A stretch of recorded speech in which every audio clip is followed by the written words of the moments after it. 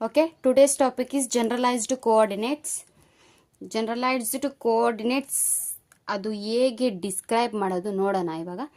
Today's topic is generalized coordinates. To watch continuously my video, please. Okay, the force of constraints are not always known because they may depends upon the motions itself.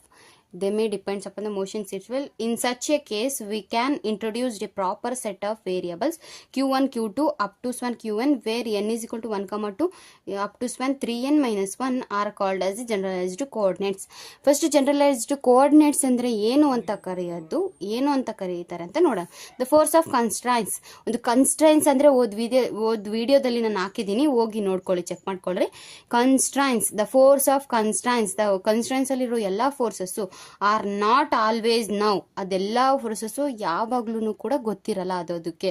Because they may depend upon the motion, ಅದು ಯಾವಾಗ್ಲೂ ಕೂಡ motion ಮೇಲೆ depend ಆಗಿರುತ್ತೆ. Motion, it means motion ಅಂದರೆ ನಮ್ಗೆ ಗೊತ್ತಿದೆ, ಒಂದು ಜಾಗದಿಂದ ಇನ್ನೊಂದು ಜಾಗಕ್ಕೆ ಯಾವುದೋ ಒಂದು ಬಾಡಿ ಡಿಸ್ಪೋಸ್ ಆದರೆ it is called as a motion ಅಂತ ಕರಿತೀವಿ ನಾವು. Okay, they may depend upon the motion, ಒಂದು ಮೋಷನ್ ಮೇಲೆ ಮಾತ್ರ ಡಿಪೆಂಡ್ ಆಗಿರುತ್ತೆ ಯಾವುದು, force of constraints. Okay, itself ಅದಕ್ಕೆ ಮೋಷನ್, ದ ಫೋರ್ಸ್ ಆಫ್ ಕನ್ಸ್ಟ್ರೈನ್ಸ್ಗೆ ಫೋರ್ಸ್ ಆಫ್ ಕನ್ಸ್ಟ್ರೈನೇ ಮೋಷನ್ ಆಗಿರುತ್ತೆ itself. In such a case, ಯಾವುದಾದ್ರೂ ಒಂದು ಸಚ್ ಕೇಸಲ್ಲಿ, ಇನ್ ಸಚ್ ಎ ಕೇಸ್ ನೋಡೋಣ ನಾವು. We can introduce the proper set. ನಾವು ಒಂದು ಕೇಸಲ್ಲಿ ಯಾವುದೋ ಒಂದು ಸೆಟ್ಟನ್ನು ಇಂಟ್ರೊಡ್ಯೂಸ್ ಮಾಡ್ತಿದ್ದೀವಿ ಆಫ್ ವೇರಿಯಬಲ್ಸ್, ಸೆಟ್ ಆಫ್ ವೇರಿಯಬಲ್ಸನ್ನು ಇಂಟ್ರೊಡ್ಯೂಸ್ ಮಾಡ್ತಿದ್ದೀವಿ. ಅದು q1, q2 up to span qn ಅಂತ ಇಂಟ್ರೊಡ್ಯೂಸ್ ಮಾಡಿದ್ವಿ. ವೇರ್ ಅದರಲ್ಲಿ n is equal to 1, 2, 3 up to span 3n minus 1. ಈಗ n ವ್ಯಾಲ್ಯೂ ಏನಾಗಿರುತ್ತೆ, n 1, 2, 3 up to span 3n minus 1 ಆಗಿರುತ್ತೆ. Are called as a generalised coordinates. ಇದನ್ನು ನಾವು generalised coordinates ಅಂತ ಕರಿತೀವಿ ನಾವು. ಓಕೆ, ಜನರಲೈಸ್ಡ್ ಕೋಆರ್ಡಿನೇಟ್ಸ್ ಅಂದರೆ ಏನು ಅಂತ ಗೊತ್ತಾಯಿತು. ಇವಾಗ ಕನ್ಸ್ಟ್ರಕ್ಷನ್ಸ್ ನೋಡೋಣ. 3n minus k variables describe that system completely. 3n minus k ಅನ್ನೋ ವೇರಿಯಬಲ್ಸು ಡಿಸ್ಕ್ರೈಬ್ ಮಾಡುತ್ತೆ ದ ಸಿಸ್ಟಮ್ ಕಂಪ್ಲೀಟ್ಲಿ, ಎಲ್ಲ ಕಂಪ್ಲೀಟ್ ಸಿಸ್ಟಮನ್ನೇ ಕೂಡ ಇದು 3n minus k ಇದು ವೇರಿಯಬಲ್ ಡಿಸ್ಕ್ರೈಬ್ ಮಾಡುತ್ತೆ. ಓಕೆನಾ. Transformation equation can be written as, ಒಂದು ಟ್ರಾನ್ಸ್ಫಾರ್ಮೇಷನ್ ಇಕ್ವೇಷನ್ ಅನ್ನು ನಾವು ಬರೆಯೋಣ. xi is equal to xi q1, q2 up to span qn, t is equal to xi into qj, t.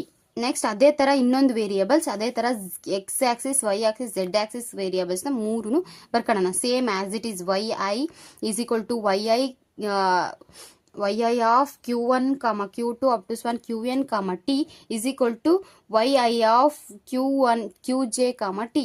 Okay, then next Z I is equal to Z I of q1, q2, q3 up to span qn, t is equal to Z I of qj minus t. Okay, ಇದು full whole thing ಅನ್ನು ನಾವು qj ಅಂತ substitute ಮಾಡಿದ್ದೀವಿ ಅಷ್ಟೇ. ಇದಿಷ್ಟು q1, q2 up to span qn ಅನ್ನು ನಾವು qj ಅಂತ ಸಬ್ಸ್ಟಿಟ್ಯೂಟ್ ಮಾಡಿದ್ದೀವಿ. ಇದು ಮೂರನ್ನು ಸೇರಿ ಇಕ್ವೇಷನ್ ನಂಬರ್ 1 ಅಂತ ತಗೊಂಡಿದ್ದೀವಿ. Then next above equation can be reduced to single vector. ಈ ಮೇಲಿರೋ ಈಕ್ವೇಷನ್ನು ಸಿಂಗಲ್ ವೆಕ್ಟಾರ್ಗೆ ರೆಡ್ಯೂಸ್ ಮಾಡ್ತೀವಿ, ಒಂದೇ ಒಂದು ವೆಕ್ಟಾರ್ಗೆ. ಆಸ್ ಅದು ವೆಕ್ಟಾರ್ ರೆಡ್ಯೂಸ್ ಮಾಡಿದಾಗ ಏನಾಗುತ್ತೆ ನೋಡೋಣ. R I vector is equal to R I vector into q1, q2, q3 up to span qn, t.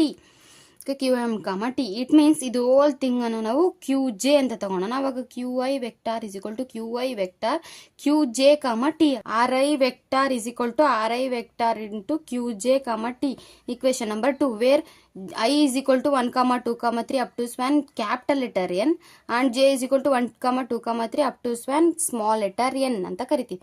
Okay, up to span small letter n ವರೆಗೂ ತಗೊಂಡಿದ್ದೀವಿ.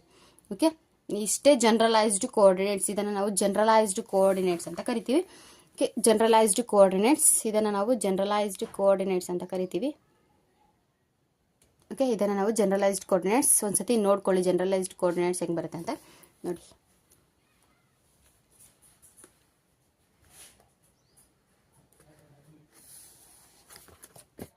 Like, share, comment, subscribe my Sindhu Achar YouTube channel and support guys my account. Please subscribe my account.